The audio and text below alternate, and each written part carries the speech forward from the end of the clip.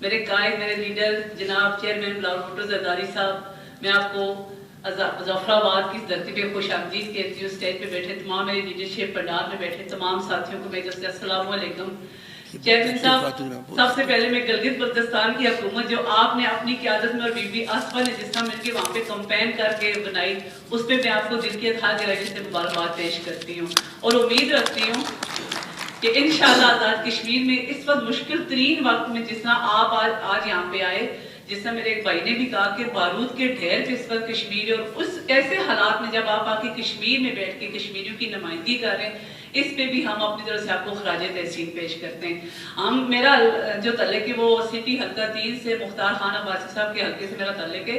تو آپ سے ایک ایسا واقعہ چیئرمین صاحب شیئر کروں گی کہ ہم ڈور ٹو ڈور کمپین کر کے ہم ایک گھر میں گئے تو وہاں پہ کچھ خواتین تھی. چیئرمین صاحب آپ کے لیے وہاں پہ کچھ خواتین تھی، عباسی صاحب کی بھابھی بھی ہمارے ساتھ تھی. وہ خواتین نون لیگ کی تھی. ہم ان کے گھر میں جب گئے تو وہ کہتی ہیں کہ اس بار ہماری نیت کچھ اور، ان کو نہیں آئیڈیا تھا کہ ہم کس جماعت سے، کیونکہ ہم نے فلیگ کوئی چیز نہیں رکھی تھی. اس بار ہماری نیت کچھ اور ہے. تو میں نے کہا آپ کی کیا نیت ہے؟ کہتی ہے اس بار تو ہم بلاول بھٹو کو ووٹ دینے والے ہیں. میں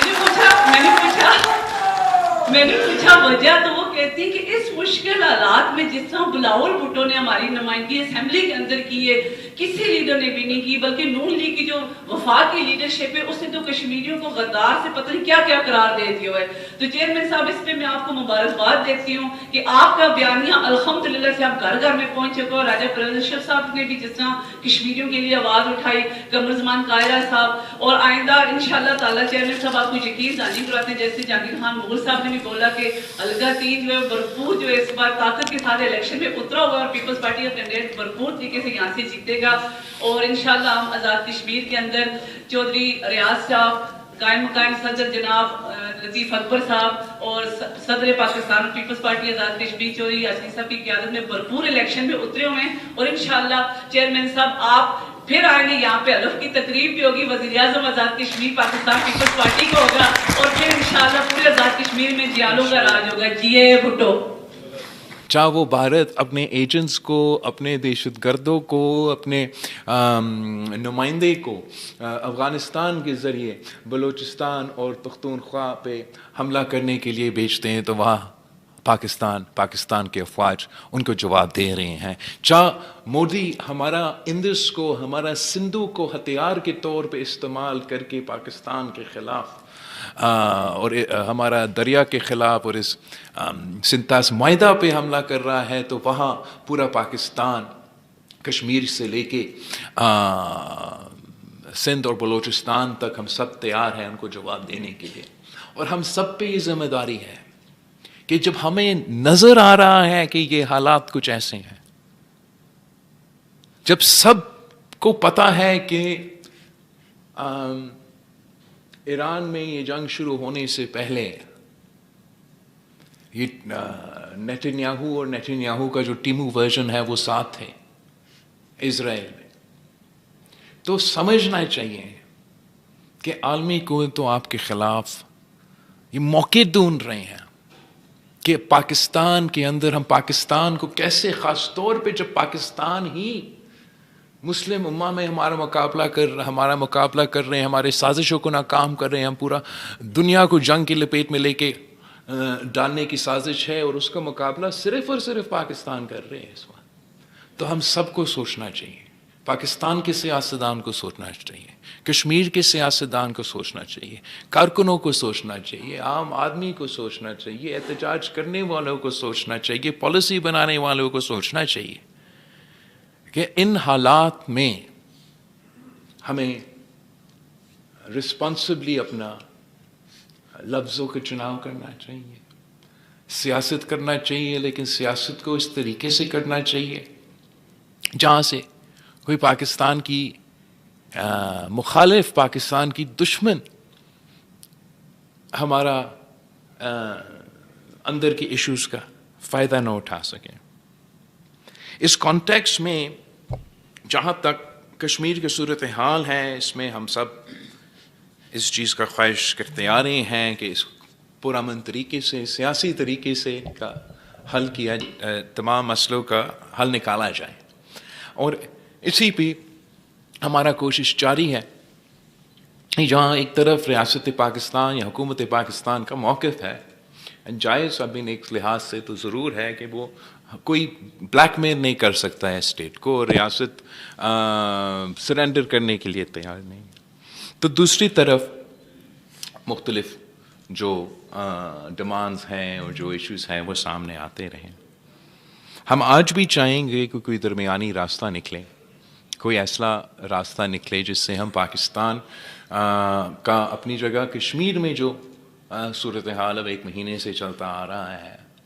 अब कराची वाले तो अब याद करते कि 90 की दहाई में किस अंदाज में अल्ताफ़ हुसैन की सियासत ने कराची का अवाम का जीना हराम कर दिया था।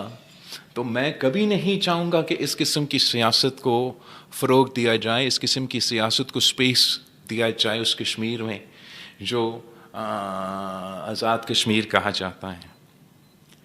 इस कॉन्टेक्स्ट में मैं अपने तरफ से पाकिस्तान पीपल्स पार्टी की तरफ से हमारा एक पर्सपेक्टिव है एंड उस पर मैं थोड़ा आपसे बात भी करना चाहूँगा, आपको भी बताना चाहूँगा। एंड दैट इज़ दैट हम समझते हैं कि जो मैं अब अंग्रेज़ी में बोलूँगा इसलिए लिखा हूँ मैंने अंग्रेज़ी में, तो the continuing loss of life in Azad Jammu and Kashmir, including the deaths reported yesterday, is a national tragedy. I extend my deepest condolences to every bereaved family and pray for the recovery of all those injured. Every Kashmiri life is precious. The death of a peaceful citizen cannot be treated as an acceptable consequence of political disagreement, just as the life of every police and security official must also be protected. The people of Azad Jammu and Kashmir have an unquestionable right to raise their political, economic, and constitutional grievances, but peacefully.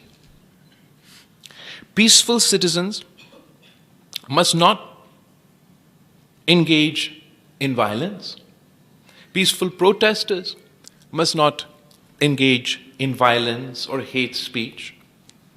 And peaceful citizens must also not be indiscriminately branded as terrorists, anti-Pakistan, or agents of any foreign power, merely for demanding their rights. At the same time, any specific allegation of violence, whether against a protester or a member of law enforcement, must be investigated individually, impartially, and according to the law. The present confrontation cannot be resolved through force or inflammatory accusations, nor can commitments made in writing be allowed to disappear into competing claims about what has or has not been implemented. There are competing accounts regarding recent events, the conduct of different parties, the implementation of previous agreements, the cases that have been registered, and the notification prescribing the protesting organization. These matters should not be decided through accusations, collective blame, or further confrontation. And I therefore propose, the Pakistan People's Party therefore proposes, the establishment of a Truth and Reconciliation Commission constituted with the agreement of all concerned parties. And the Commission should be given a sufficiently broad mandate to examine the present situation, establish the relevant facts, consider the grievances and positions of all sides, review the outstanding political, legal, and administrative questions, and recommend a just and lasting way forward. I have already opposed on the floor of the National Assembly questions or questioning the Kashmiri identity of the people of Rawalakot, let me reiterate, no one sitting in Islamabad has the right to determine who is or who is not a Kashmiri.